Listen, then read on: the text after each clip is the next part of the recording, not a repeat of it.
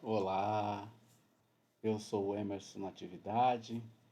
Hoje venho falar sobre duas mulheres importantes à filosofia espírita, ao espiritismo. Vamos assim nesse momento, fechando os nossos olhos, nos tranquilizando, serenando os nossos pensamentos, sentindo o nosso coração, respirando profundamente, sentindo a presença do nosso anjo da guarda, do nosso mentor individual e toda a espiritualidade superior, dos mentores espirituais da nossa casa, Centro Espírita Chico Xavier. Vamos sentindo a presença dos irmãos, dos benfeitores espirituais, dos mestres ascensionados, dos pretos velhos, dos índios, dos caboclos, de Ricardo e seus cruzados, das equipes socorristas, saudando as fraternidades do espaço, em especial a fraternidade dos humildes, Dr. Bezerra de Menezes, fraternidade da Cruz do Triângulo de Ramatiz, dos discípulos de Jesus de Edgar Armon, do Cálice de Maria de Magdala. As demais fraternidades saudamos com a prece.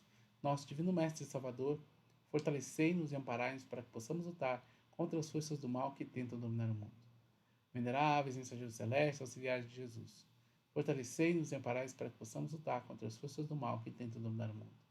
Pai nosso, Criador nosso, fonte eterna de amor e de luz, fortalecei-nos e amparai-nos para que possamos lutar contra as forças do mal que tentam dominar o mundo. Amparados pelas fraternidades, seguimos com Ismael, o anjo tutelar das terras brasileiras. Ismael nos leva até Maria, Maria de Nazaré, a doce mãe do Mestre Jesus. E essa mãe amorosa nos leva até o nosso irmão, nossa referência, Jesus. Com Jesus caminhamos até a Deus, nosso Pai e Criador. E assim dizemos: Pai nosso que estais no céu, santificado seja o vosso nome. Venha a nós o vosso reino, seja feita a vossa vontade, assim na terra como no céu. O pão nosso de cada dia nos dai hoje. Perdoai nossas dívidas, assim como nós perdoamos a quem nos tem ofendido. Não nos deixeis cair em tentação, mas livrai-nos de todo mal. Assim seja, graças a Deus. Vamos respirando, lentamente abrindo os olhos. Né? Duas mulheres icônicas, e o que é importante salientar o porquê disso, né? Nós estamos em março de 2025, o mês das mulheres. Sabemos que dia 8 de março é o dia das mulheres, mas a gente estende o mês das mulheres, né? E o quanto é importante a gente falar das mulheres nesse período que a humanidade passa, né? Pois a mulher representa força, fé, sensibilidade, amor, né? Compaixão, leveza.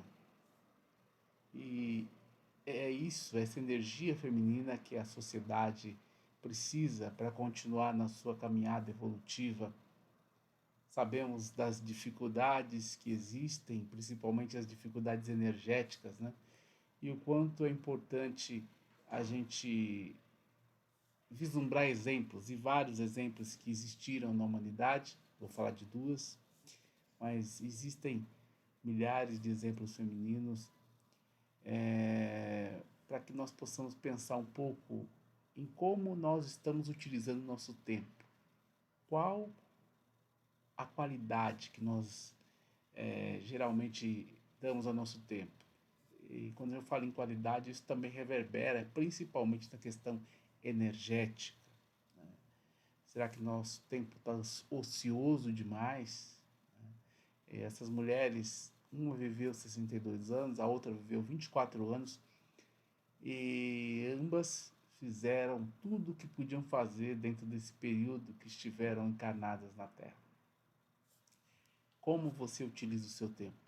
Essa é a questão, é isso que nós temos que refletir e que podemos aprofundar um pouco mais dentro desse processo que a gente vive hoje, né?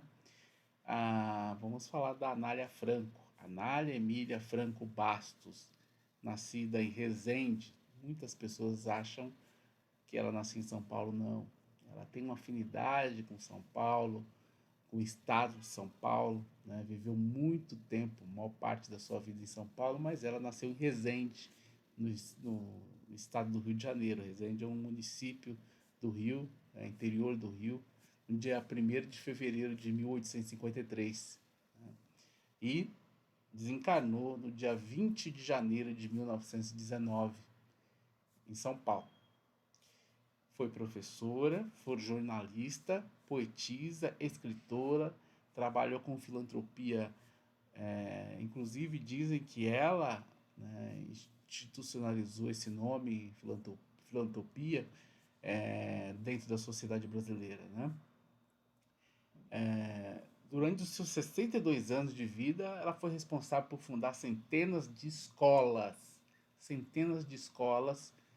23 asilos para crianças órfãos, 2 albergues, uma colônia regeneradora para mulheres, uma banda musical feminina, uma orquestra, um grupo dramático, além de diversas oficinas, né,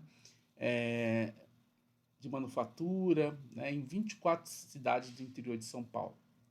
Então, assim, ela escreveu peças teatrais, ela tinha um intelecto privilegiado, né? Aguçada, ela não parava de produzir, de fazer o que tivesse que fazer, e isso é muito tocante dentro do processo. Né? Ela criou uma instituição, uma associação feminina beneficente para auxiliar as mulheres, auxiliar crianças. Né? Ela fez vários trabalhos sociais. Esses trabalhos sociais e pedagógicos têm muito a ver com uma questão do processo da lei de ventre livre, né, que tem a ver com uma questão da escravidão no Brasil. Então é importante falar sobre isso. Né? Ela nasceu católica, de família católica. O pai se chamava Antônio Mariano Franco Júnior. A mãe é uma pernambucana que se chamava Tereza Emília de Jesus. Ela era a irmã mais velha do casal, tendo irmãos como o Antônio Mariano Franco e a Ambrosina Franco. Né? Ao completar 8 anos de idade, aí a gente vai falando um pouco mais, né, sobre a vida dela, sobre esse processo, onde ela morou até os 8 anos de idade na cidade de Resende, no Rio de Janeiro. Ela foi educada pela mãe, que era professora. Né? Em 1861 mudou-se para o estado de São Paulo, com a sua família, morando em diversas cidades, principalmente as cidades do interior de São Paulo, né? Antes de fixar-se de vez na capital, né? No bairro da Zona Leste, ali hoje, Tatuapé, tem o Jardim, né? Jardim Anália Franco. Esse Jardim Anália Franco fica ali em Tatuapé e outros bairros ali da Zona Leste, né? Super conhecido hoje. A gente conhece também o Shopping Anália Franco, né? Que também faz parte desse bairro Jardim Anália Franco. Né? Em 1868, aos 15 anos, ela iniciou o magistério. Né? E aí ela começou, né, dentro dessa essa desafiadora vida de educadora, né? Seguindo os passos da mãe. Né? Em 1972, ela foi aprovada num concurso na Câmara da capital, mas preferiu ficar no interior. Né? Ali que era onde ela queria iniciar o seu processo. Né? Ela já promovia suas causas sociais, já se interessava por isso, se compadecia por questões do pobre. Ela também era considerada uma abolicionista, porque a partir ali do conhecimento que ela teve da lei do vento livre, ali em 1871, né, 28 de setembro de 1871, ela começou a perceber que as crianças escravas, né, elas estavam libertas, elas estavam livres, mas, né, como nada é completo, essas crianças elas estavam subordinadas aos fazendeiros, né, e esses fazendeiros, né, abusavam dessas crianças, né, tiveram um monte de práticas horrendas em relação a essas crianças negras da época. E ela começou a criar locais, né, preparar locais para receber essas crianças, essas mães, e mandava carta para as mulheres dos fazendeiros pedindo para que cuidasse bem dessas crianças, porque essas crianças precisavam ser acolhidas, né? Elas eram resultado de uma questão de sofrimento muito grande, né? Dentro daquele processo. E ela se compadeceu muito, né? Ela lutou muito nesse sentido para acomodar e acolher crianças, e acolheu e acomodou muitas crianças, muitas mulheres. É, é uma das precursoras da nossa sociedade em relação ao trabalho de caridade, né? De família católica, mas começou a ter conhecimento espírita, né? Muitos têm dúvidas, aqueles que não são ligados à filosofia espírita, sobre ela ser ou não espírita, né? Mas ela, no decorrer da sua vida, ela se transformou espírita, e o espiritismo, a sociedade espírita da época, defendia e acolhia muito ela, até porque ela começou a ser perseguida por ser espírita, né? Então, muitas dos trabalhos que a gente vê hoje, falo por mim, né, que fiz escola de aprendizes num centro aqui na Bela Vista, em São Paulo, chamado Discípulos de Jesus, né? A gente fazia vários trabalhos voluntários, fazia caravana até a favela, é, ia no leprosário, no albergue, né? Fazia trabalho com as crianças, com os idosos, né? Com as mulheres. E muitos desses trabalhos, esses asilos, né? A Anália Franco iniciou esse processo, iniciou esses trabalhos na nossa sociedade. Então, é uma mulher extremamente importante, extremamente rico falar de Anália Franco. Se fala muito pouco dela dentro do meio espírita, talvez até por ter uma força muito grande o catolicismo na família dela, né? Mas na família, né? Ela saiu desse processo, né?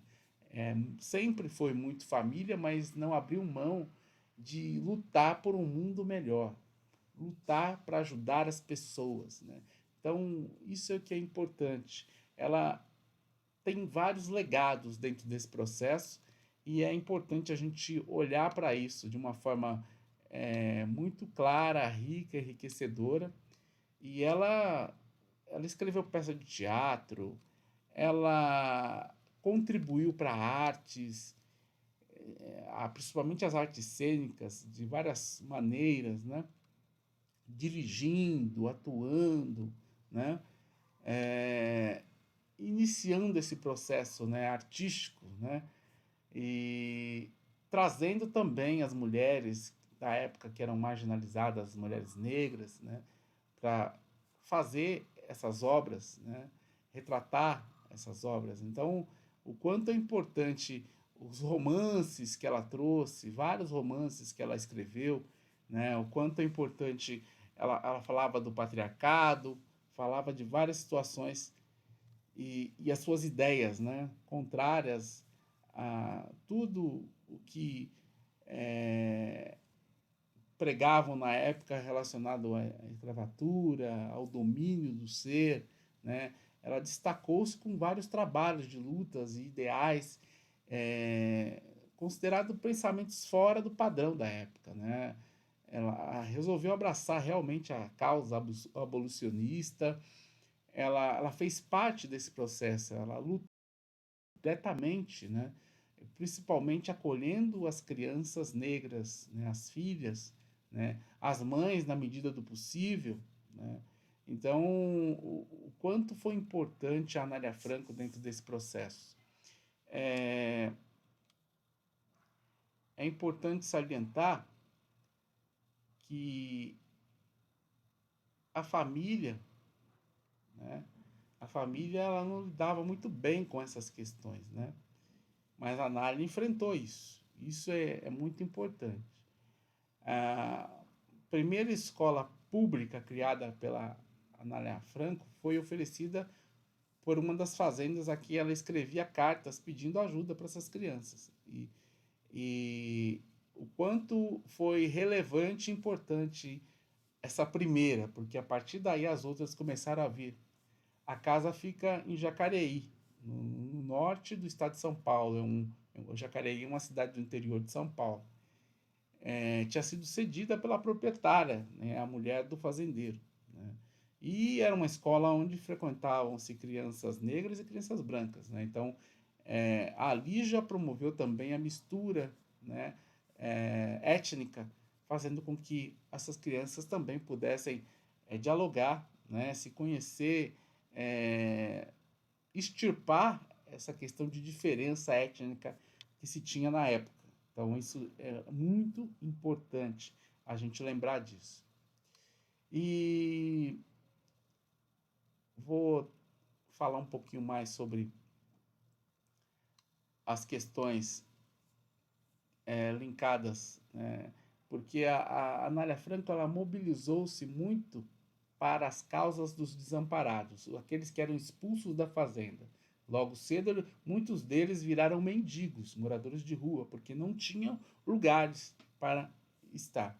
Então, a Anália socorreu essas pessoas, levou aos locais onde ela construiu as casas, onde ela se disponibilizou, e criou-se os albergues, aí que os albergues foram criados, né?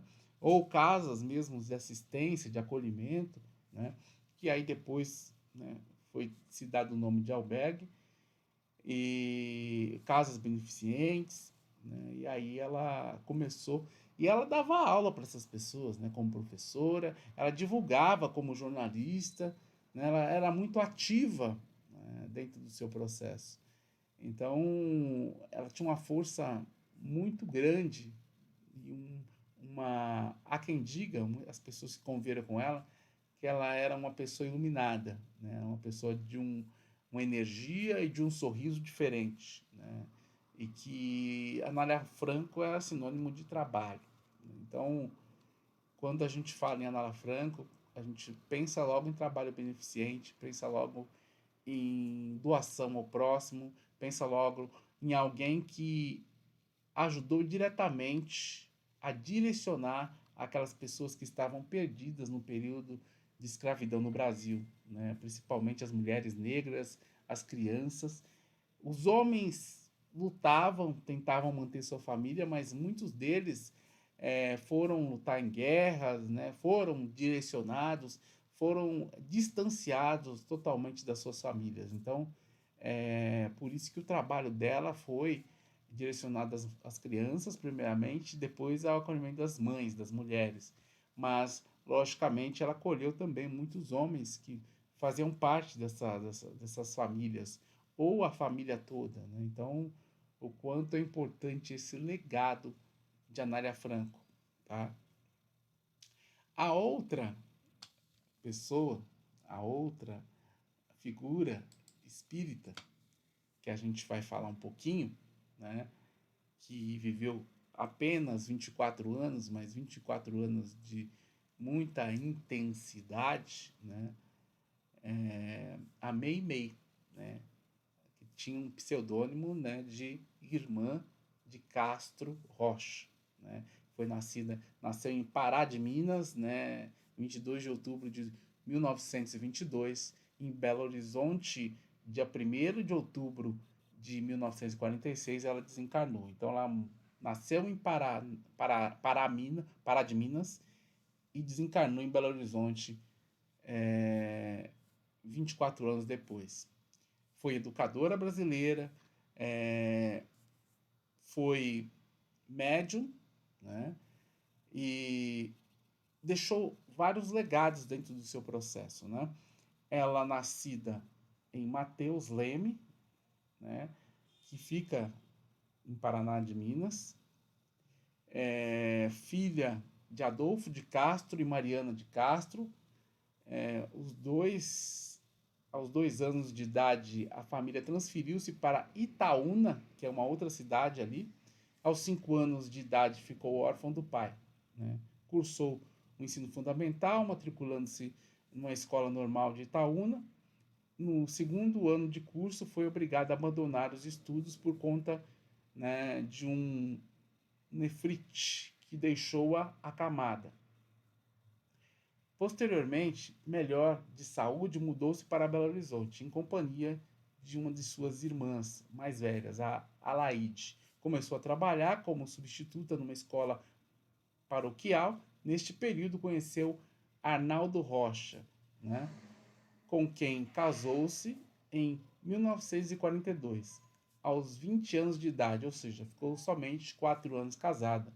Voltou a adoecer, né, da mesma doença, nefrite, em 1946 e viu a falecer de insuficiência renal aos 24 anos de idade, no dia 1º de outubro de 1946, na capital mineira, né? Então, o que é importante a gente perceber é que a Meimei, ela aparece em várias literaturas espíritas, né?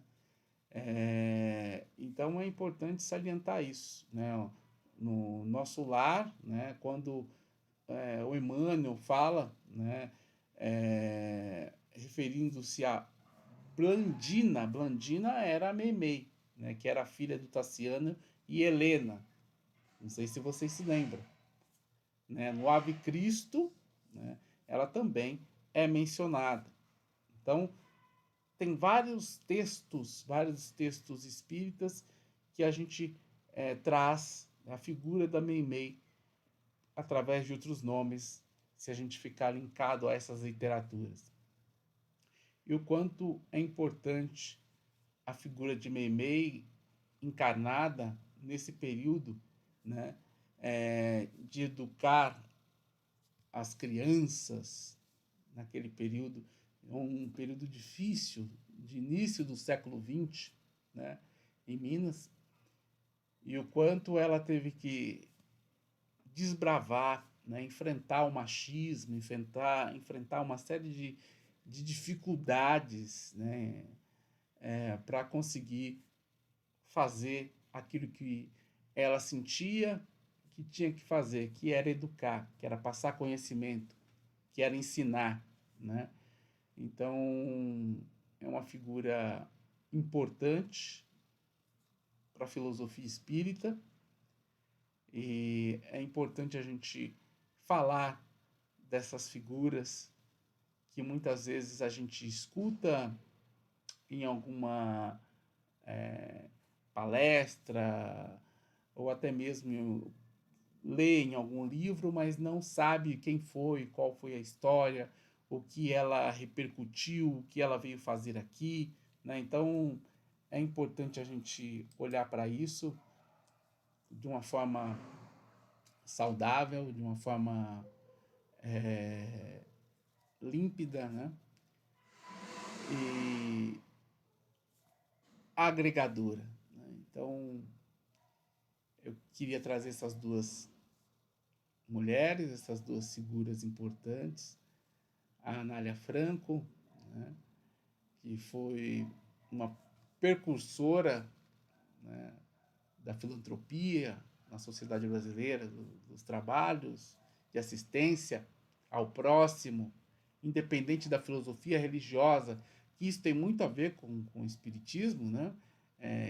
E isso faz parte do universalismo do espiritismo, né? Como os samaritanos na época de Jesus não se perguntava se era fariseu, se era saduceu, né? Se acolhia, se cuidava, se tratava e siga o seu caminho, está bem, melhorou, siga o seu caminho e vá em paz.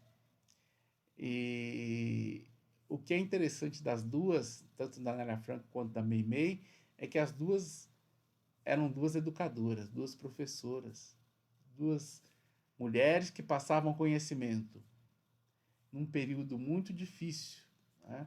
A Anália Franco ainda no século XIX, né? Ainda muito desafiador.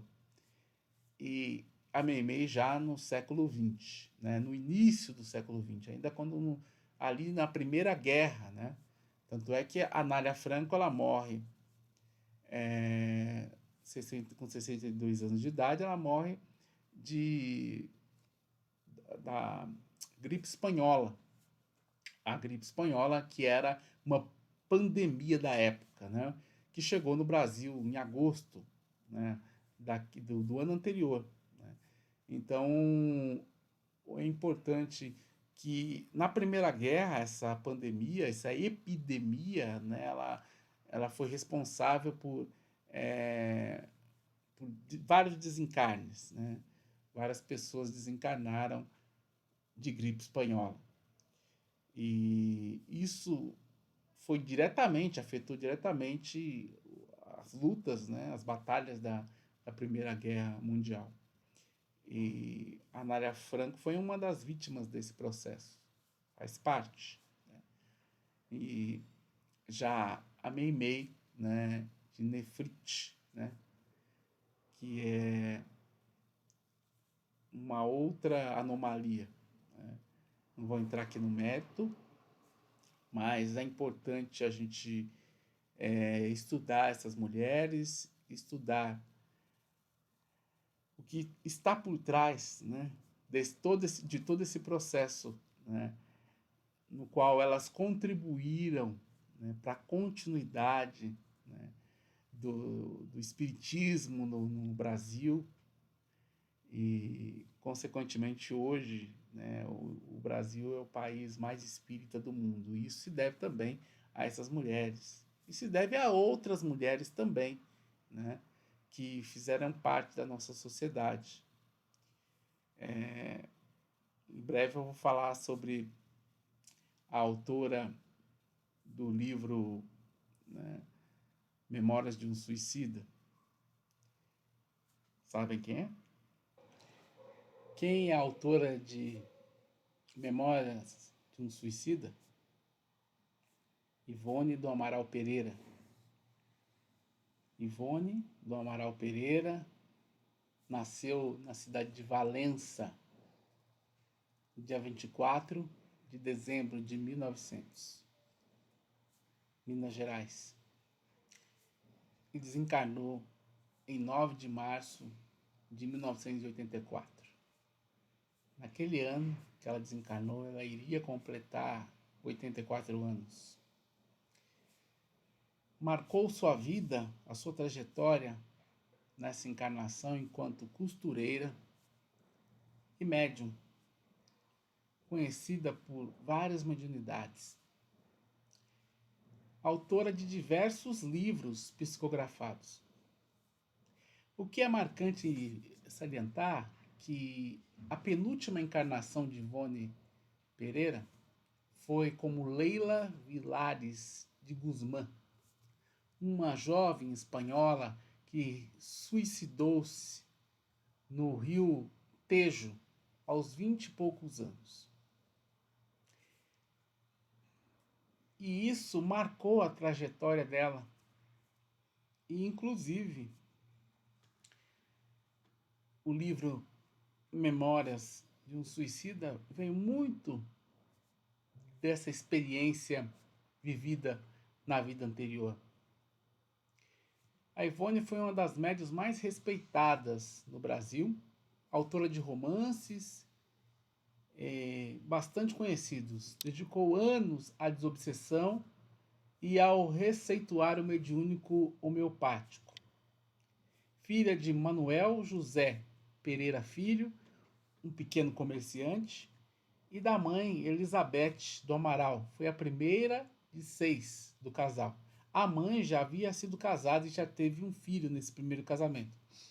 Recém-nascida, com 29 dias, teve um acesso de tosse que a sufocou, deixando-a em estado de catalepsia, em que se manteve por 6 horas. O médico e farmacêutico da localidade já chegaram a dar o óbito por sufocação. A família preparou o corpo da bebê para o velório, colocando-lhe o vestido branco e azul, adornando, né, com uma grinalda, e encomendaram o pequeno caixão branco. Vendo que se aproximava a hora do enterro, sua mãe se retirou e para o interior da residência, ainda muito comovida, muito chorosa, né? E a família ali orando em oração, quando voltou, acariciou o bebê, no caso a Ivone, e ela estava ali no berço, e de repente a Ivone volta, acorda chorando, né? Para quem não sabe, catalepsia também é uma mediunidade. Muitas pessoas passam por isso, muitas pessoas chegam a ser enterradas e acabam voltando, né? Isso já aconteceu com a minha avó, por parte de pai, né? E ela já estava no caixão, o caixão já estava fechado, e ela começou a bater no caixão, até que abriram o caixão e tiraram ela do caixão. E isso acontecia muito, né? Então é importante a gente, às vezes, a pessoa aparentemente tem um mal súbito, mas muitas vezes se trata de um processo de catalepsia, onde o espírito vai numa viagem ali e demora para voltar, né? E tudo isso tem um porquê, né? Então é importante a gente ter calma, ter tranquilidade nesses momentos para que a gente possa não, muitas vezes, colocar tudo a perder. E isso aconteceu com a Ivone com 29 dias de idade, e depois vieram a acontecer quando ela tinha entre 7 e 8 anos de idade. Só que quando ela tinha 7 e 8 anos de idade, como já teve essa experiência, já teve esse registro, né? Esperaram com que ela voltasse e tudo ocorreu da forma como deveria ocorrer, né? Então é importante salientar que a Ivone, ela nasceu num berço espírita, ou seja, os familiares eram espírita, né? O pai enfrentou durante 3 vezes a falência, né, dos negócios materiais. Posteriormente, viria a se tornar mais para frente funcionário público, um cargo que ele ocupou até o fim de 1935. Era comum a família abrigar pessoas necessitadas, vivências que Ivone levou no seu íntimo, pois foi marcada na sua infância por essas experiências de pessoas necessitadas que ela convivia em casa, ao seu redor, né? Com 4 anos de idade, a menina já dizia que via espíritos, nos quais ela considerava que eram pessoas normais. Dos amigos, eram amigos invisíveis, que a gente vê muito hoje as crianças falarem dos amigos, né? E se apresentou um espírito chamado Charles. Charles foi um pai para ela numa vida anterior. E ela considerou durante a sua encarnação inteira Charles como seu verdadeiro pai. E mantinha uma relação um pouco distante, era um pouco estranho ela ver o seu pai biológico como pai presente naquela encarnação. Então, o pai e os irmãos, ela estranhava um pouco, né? Mas porque o pai dela, dentro de um registro dela, era o Charles, que ela mantinha comunicação constante com esse espírito, e depois, mais para frente, ela vem escrever um livro que se chama Charles. Eu vou pegar aqui para vocês. Charles tem um livro que ela escreveu que é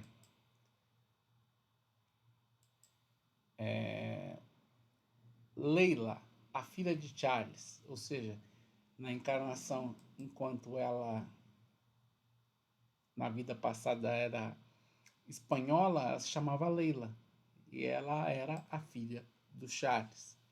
Então ela fala muito sobre isso, né? E tem o Roberto Canalejas, que teria sido médico espanhol naquele período, no século XIX. E também ela teve essa intimidade, essa convivência com esse espírito, né? Esse nome, claro, uma pessoa encarnada na época, lá no século XIX. E isso foi muito marcante dentro do processo dela, né? Então, ela viveu várias experiências, né, dentro desse processo. Familiarmente, ela viveu falências, ela não estudou muito, ela estudou o primário, mas ela sempre estudava, ela é uma autodidata em estudos. Ela leu Goethe, ela leu Bernardo Guimarães, José de Alencar, Alexandre Herculano, Arthur Conan Doyle. Ela leu Shakespeare, ela leu vários autores, né? E se instruiu de forma autodidata, né? Ela pela questão da dificuldade de trabalho material da família, ela abraçou o ofício da costura. Então ela costurava para fora e foi uma costureira durante anos e trabalhava mediunicamente também durante anos, é, através da psicografia, através da psicofonia, passe, trabalhou muitos anos na desobsessão, atuou em várias casas, né? Várias casas, é, por Minas Gerais, por exemplo, Lavras, Barra do Piraí, no Rio de Janeiro, Juiz de Fora, em Minas Gerais, Pedro Leopoldo, Minas Gerais, no próprio Rio de Janeiro, onde ela residiu várias vezes. Então, ela sempre foi uma médium muito atuante. Era uma esperantista, né? Ela propagava a doutrina, a filosofia espírita, de várias maneiras, de várias formas. Com certeza, a obra mais emblemática, a obra principal de Ivone Pereira foi Memórias de um Suicida, né? Onde é atribuída aos espíritos Camilo Castelo Branco e Leão Denis, né? Essa obra, né, é importante salientar que a Ivone ela já psicografava desde os 25 anos de idade. E ela começou a publicar, por insistência dos espíritos, a partir de 1950, ou seja, quando ela completou ali seus 49, 50 anos. A partir dali, ela começou a publicar as obras que ela já tinha escrito anteriormente. E essa ficou com o registro de 1955, né? Memória de um Suicida, que constituiu-se num libelo contra o suicídio, né? Descrevendo em sua primeira parte os sofrimentos experimentados pelos que atentaram contra a própria vida.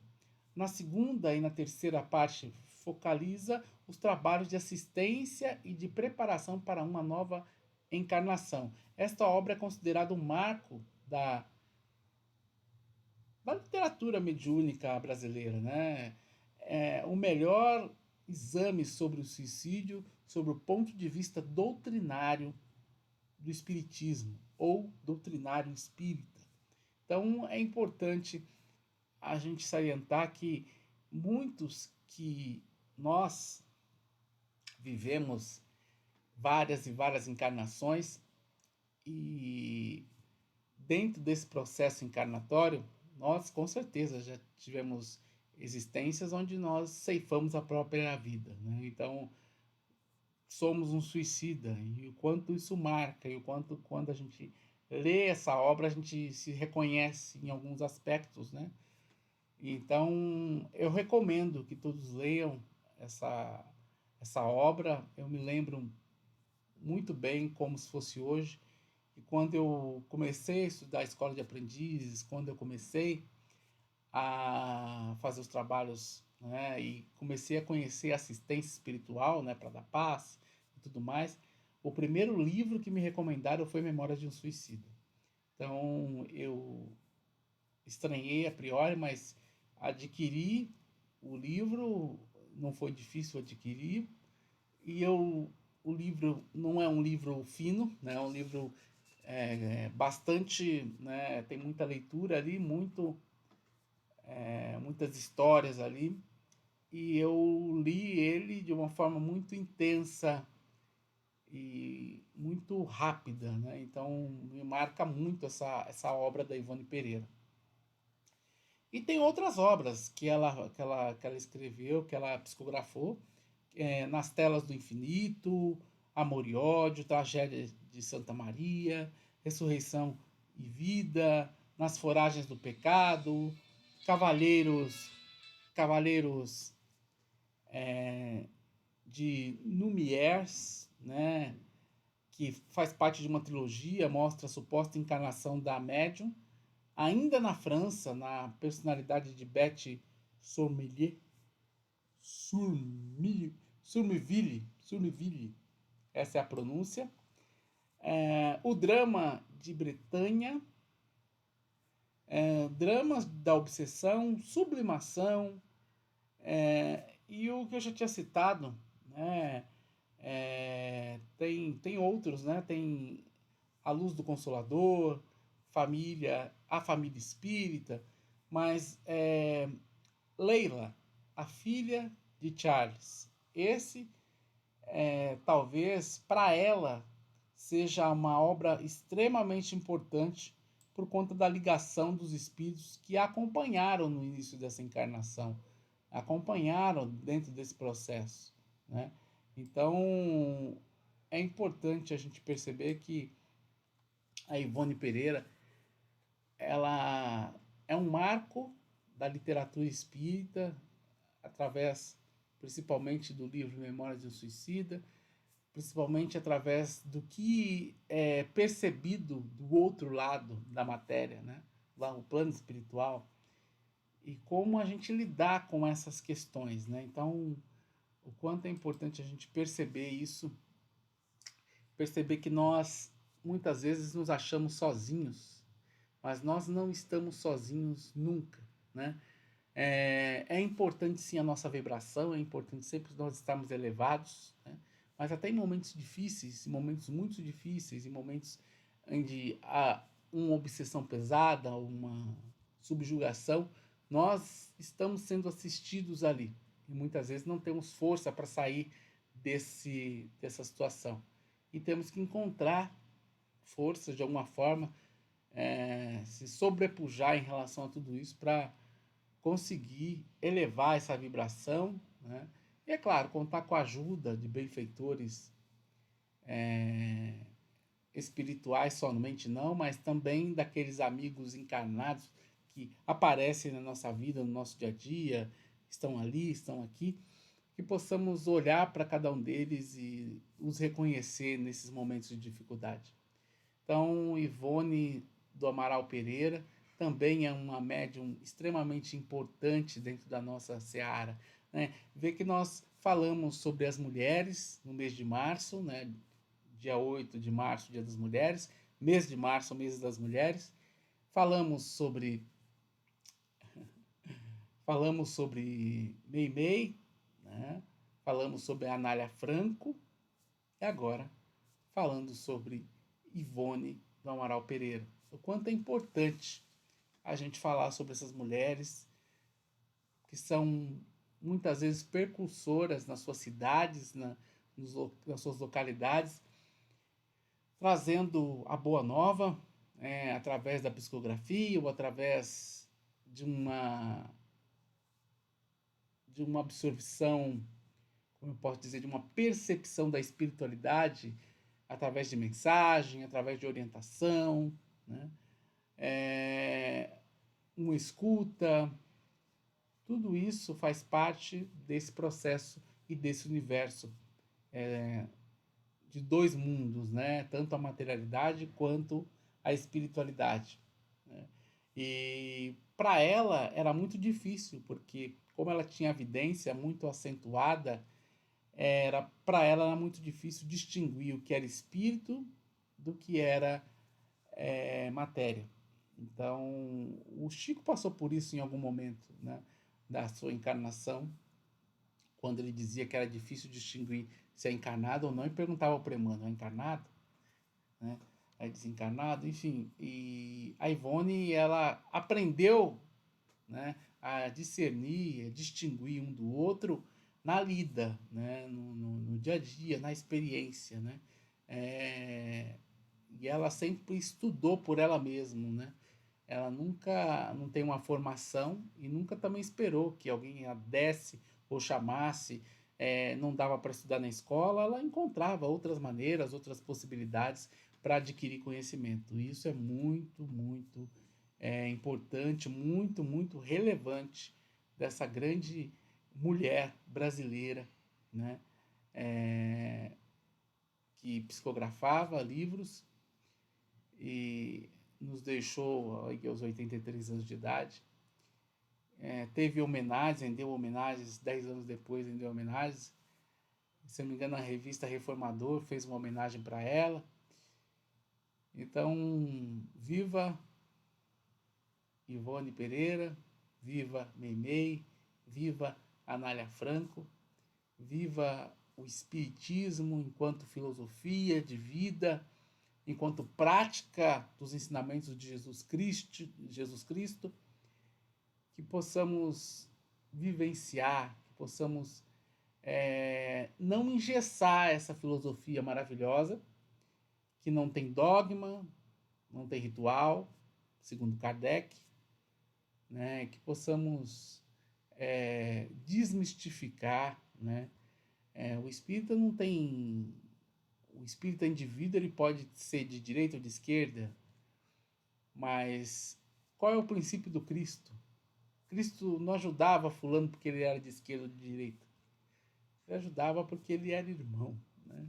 Então nós temos o direito de pensar diferente do outro, mas nem por isso o outro vai deixar de ser meu irmão, né? Então que possamos entender isso, né? Como os samaritanos faziam, né? Eles podiam ter todos os defeitos do mundo, mas eles não perguntavam se era saduceu ou era fariseu. Eles iam lá e faziam aquilo que tinha que fazer. Quer ajudar o próximo, quer acolher, quer estender a mão. Que possamos fazer isso, porque é isso que a filosofia espírita nos diz o tempo todo, através das palavras do Mestre Jesus. Perfeito? Então, que possamos cada vez mais sentir a presença do Mestre Jesus. Vamos nesse momento para encerramento. Vamos agradecendo por essa oportunidade de estarmos juntos, trocando de forma genuína enquanto irmãos as informações da espiritualidade nesse momento. Fechamos nossos olhos, nos tranquilizamos, serenando os nossos pensamentos, sentimos o nosso coração e assim dizemos: Ave Maria, cheia de graça, o Senhor é convosco, bendita sois vós entre as mulheres, bendito é o fruto do vosso ventre, Jesus. Santa Maria, Mãe de Deus, rogai por nós, pecadores, agora e na hora da nossa morte, assim seja. Graças a Deus, graças a Jesus, graças à espiritualidade maior que está conosco agora e sempre. Gratidão, gratidão, gratidão imensa de estar com vocês. Namastê.